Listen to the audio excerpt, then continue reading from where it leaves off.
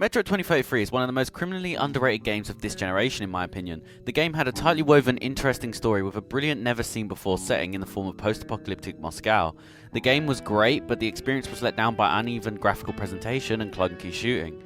Now the time has come to re-enter the Metro in 4A Games' sequel, Metro Last Light. The question is, does Metro Last Light build upon the foundations of what come before, or does it crash and burn? Let's find out. All that remains of her is that day in the gardens. How I wished I could recall her face. The way she looked at me. The way she whispered that I have nothing to fear. I'd sell my soul just to recall that. I'd do that any day, any time.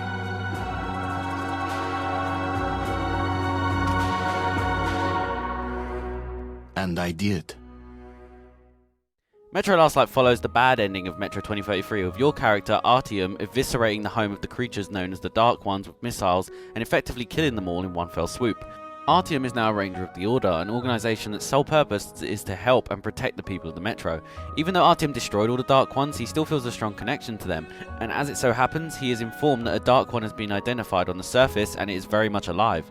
The Order then give you orders to find and kill the creature, but one of your friends named Khan suggests the Dark Ones might be the only way to regaining peace in the Metro.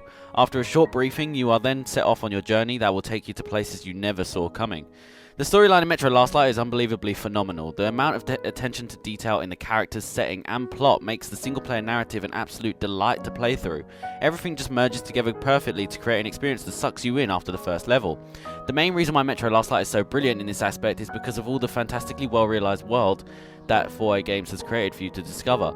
The Russian Metro is a dark and dank place that is rife with danger and mystery. Each station found in the Metro has its own type of residents, and they all have their own stories to tell. Hell, one station even has a full-length talent show. One of my favourite things to do while playing the game was just to walk up to people having random conversations and just listen to the tales they were telling. 4A Games really does well to show you just what life is like in the Metro, and in turn creates one of the most atmospheric games in recent memory. Not only that, but Metro Last Light's plot is fantastic too. I won't talk too much about it to save you from spoilers, but as Artyom, you'll come face to face with the Metro's various factions, mutants, and supernatural beings, and on your journey, you as Artyom will experience everything through his eyes, thus creating a player and character link that will have you feeling all the blows towards the emotional and meticulously crafted final parts of the game. Metro Last Light is a game that starts off intriguing and then never lets you go. Overall, I absolutely loved Metro Last Light's storyline, and by the time the credits began to roll, I just wanted to start it again. Open up! The fishermen are back from the seas! Yeah, I see you all right. And who might that be? I think the guy up in the tunnel. Don't think I should have left him there, do you? What? And make my life easy? Of course not. First this rails, now this. What is this? And I keep raising and lower the gate.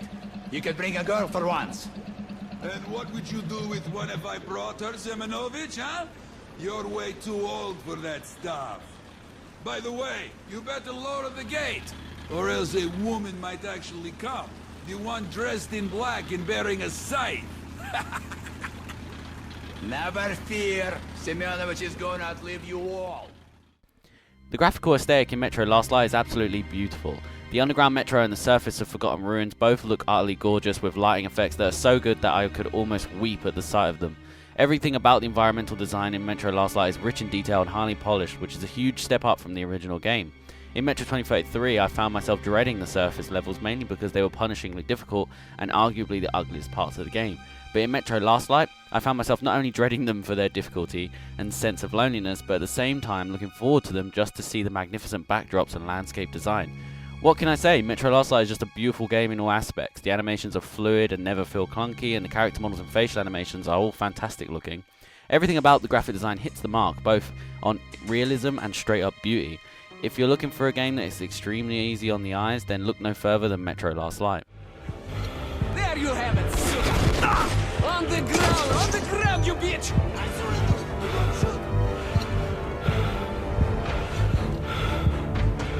Hold on, Artyom, hold on! After them, now! Catch them! It's brilliant, they're opening the gate!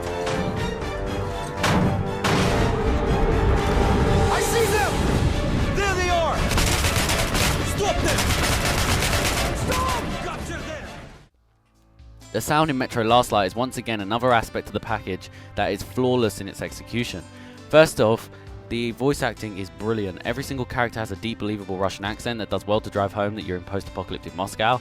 Artyom himself, however, only speaks during the loading screens to provide a recap of the story so far and to remind you of your next objective. Now, you may think that having your character only speak in cutscenes is a weird way to go with the main protagonist, but in Metro's case, it works to its advantage. You see, having Artyom only speak in the cutscenes and not throughout the game makes the player become Artyom themselves, in turn linking you emotionally to Metro Last Light's world and characters, while also keeping you focused and up to date with the events unfolding before you. It's like the best of both worlds, and it works extremely well. The soundtrack is highly effective too, as it's dark, slow and hopeless, making you feel alone and on your toes at all times, whether that be venturing through dimly lit tunnels or traversing the barren wasteland up top.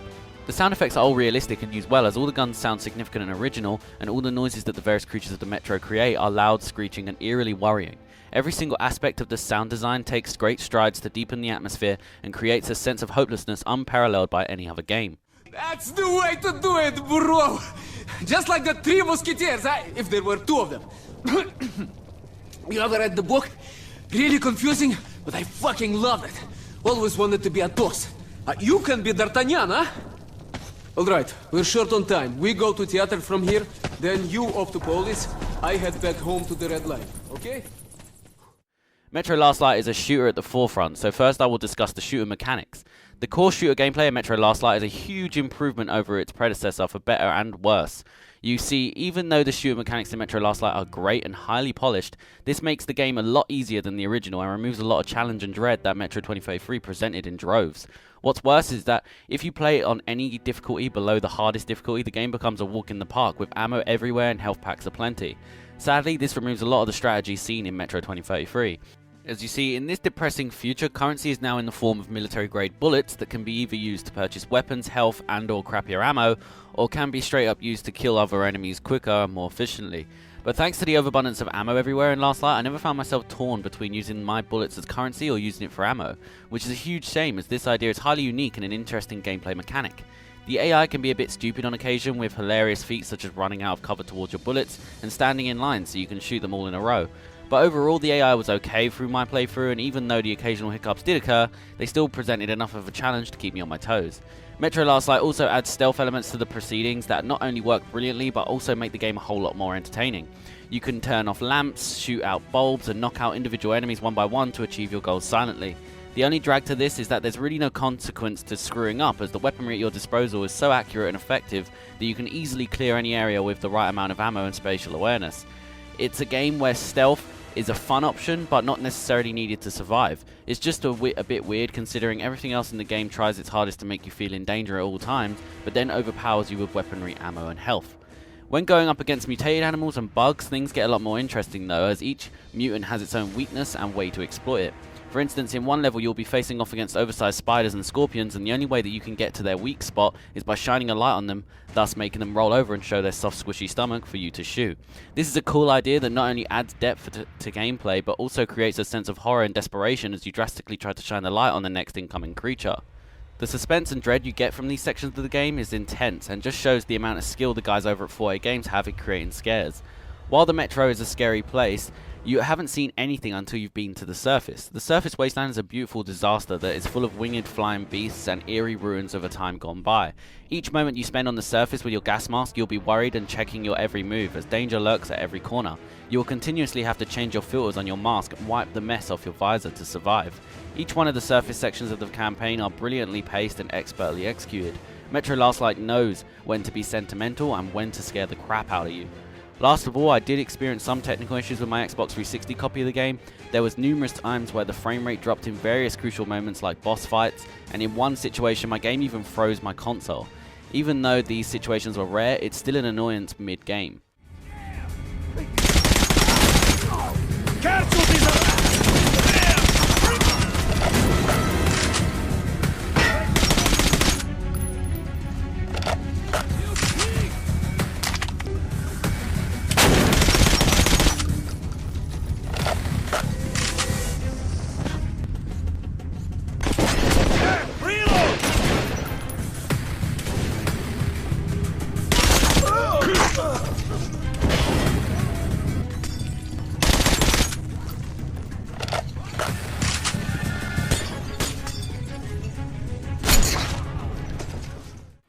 Metro Last Light is a great game and definitely a step up from its predecessor. I enjoyed every second I spent in post-apocalyptic Moscow, and Artyom's story is not one to be missed. The only downsides to the experience are the performance issues and the fact that the game isn't particularly challenging thanks to how much the shooting mechanics have been improved.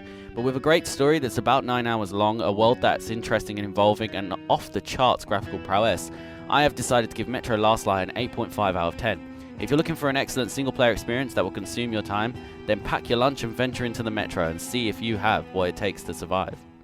Shit! The tower's gone! Tonya! We're going down! Speed! What's down? I can't get anything!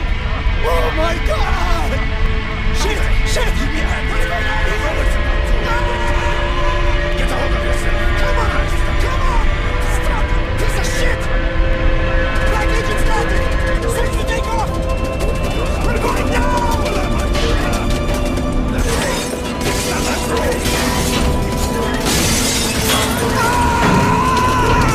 I don't want to die! Andre, don't panic! We're gonna land! We're gonna land! Hey guys, if you liked the review, then subscribe to the channel and check out the TeamGamersNetwork.com, as we have a ton of gaming goodness waiting for you. Also, if you're interested, I have a Twitter and I post a lot of gaming updates, so be sure to follow me if you love gaming as much as I do. Bye guys.